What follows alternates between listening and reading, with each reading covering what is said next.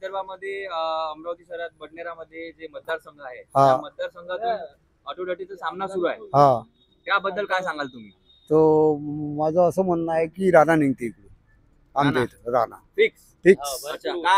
हा काऊन? कारण भरपूर मत झालं त्याले, असं माहिती. वोटिंग भरपूर झालं आहे.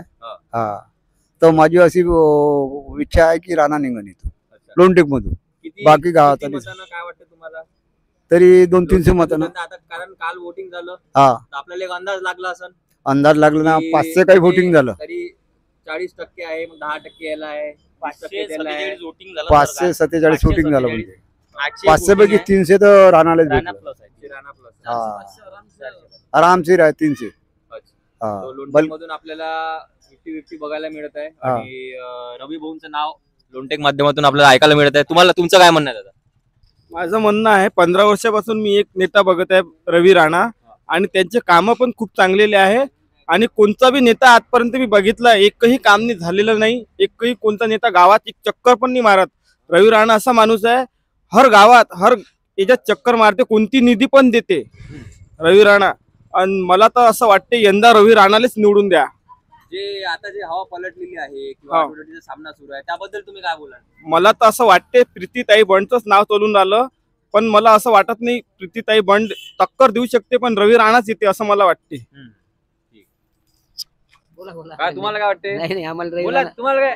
रवी राणा सांगितलं आम्ही, बस बस दुसरं काही नाही आपल्यातच, बस रवी भाऊ. अच्छा, हा दादा तू सांग काय म्हणतो? हिरवी मिरची. अच्छा, त्यांच्याकडून आहे. अनिल चौधरी. हा बोला.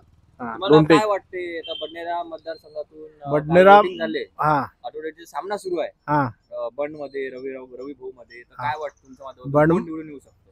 निवडून येऊ शकते हा विषय नाही आहे, दोन्ही टक्कर आहे. काय रवी भाऊ राणाची पण बंडताई पण दोन्ही चाललेल्या आहे इकडे, दोन्ही पण टक्कर आहे. पण असं वाटते बा विकास जो माणसाचा आहे, काय आजकाल काय आहे विकास जो झाला तो माणूस या होता आपला जरा बरं वाटते. विकासाचं कार्य जो माणूस आतापर्यंत 15 वर्षापासून कार्य करून राहिला, आमच्या गावातले कार्य केलेले आहेत, काय झालं आहे त्या माणसाच्या याच्यात, असं रवी भाऊची इच्छा आहे. लोणटेक मधून किती टक्केवारी मतदान झालं आणि काय वाटतं तुम्हाला किती टक्के? 50-50 झालं की 40-30 झालं? 67 मतदान टोटल मतदान 67% झालं आहे. आता ज्या प्रकारे युवा स्वाभिमानचं ऐकू येत आहे या टाइममध्ये, तर काय वाटतं किती टक्केवारीने मतदान झालं त्या पार्टीला? अर्धे पकडून घ्या दोन्ही. 50 टक्केच्या वर आहे. 50%च्या वर आहे. 40-45 डिवायडर बोला त्याच्यातून, तरी 40-45% परफेक्ट आहे. लोणटेकचा हिशोब घेता येईल तर 50-50 मतदान झालं आहे. 50% राणा आणि 50% याटो म्हणजे प्रीतीताई बंड पण चालले आहे.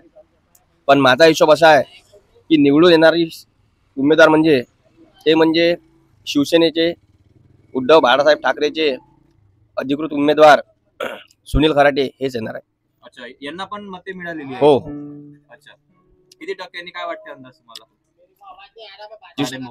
खराटे भाऊ बद्दल आम्ही 30 ते 40% मतदान काढून देऊ.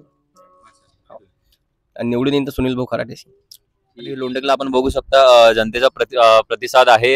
यांचं लोणटेकचं एक्झिट पोल जे आहे ते 50-50 मनाने ते बघून चाललेलं आहे, पण तरी ते सांगत आहे की अटोडटीचा सामना आहे आणि रवी भाऊ निवडून येऊ शकतात असं जनतेचं म्हणणं आहे लोणटेक मधून.